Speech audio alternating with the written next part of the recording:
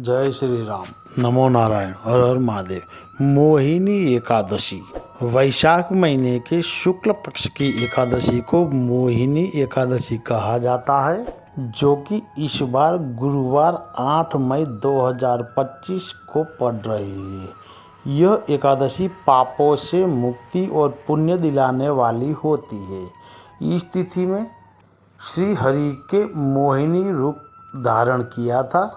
धार्मिक ग्रंथ और पुराणों में उल्लेख मिलता है कि इस समय भगवान विष्णु ने कई अवतार लिए, लेकिन श्री हरि के सभी अवतारों में मोहिनी अवतार अद्वितीय और विशेष है। इस अवतार में भगवान ने एक सुंदर स्त्री का रूप धरा था। तो मैं आपको बताता हूँ कि श्री हरि को क्यों लेना पड़ा था ये मोहिनी अवतार।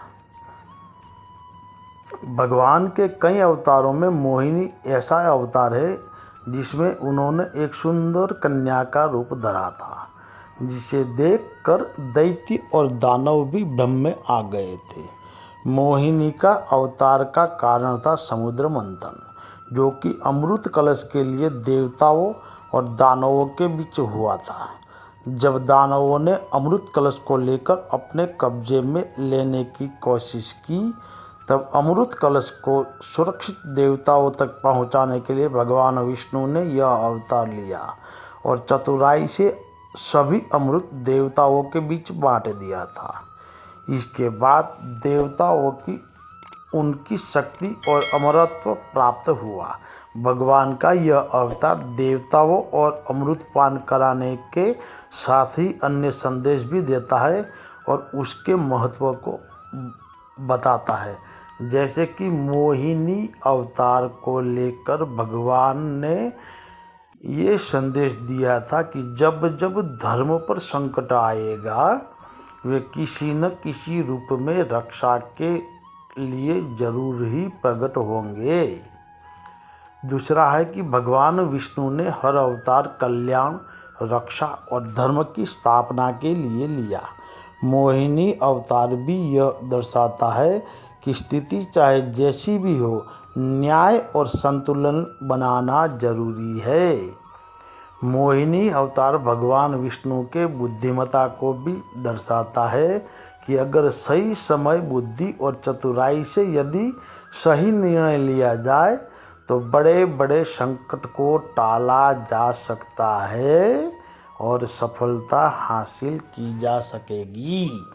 मोहिनी अवतार के 2 रहस्य हैं। आमतौर पर यह कथा काफ़ी प्रचलित है कि समुद्र मंथन के जब अमृत कलश निकला तो देवता और दानवों के बीच इस पाने के लिए विवाद हो गया था। तभी भगवान विष्णु ने मोहिनी रूप धारण किया था।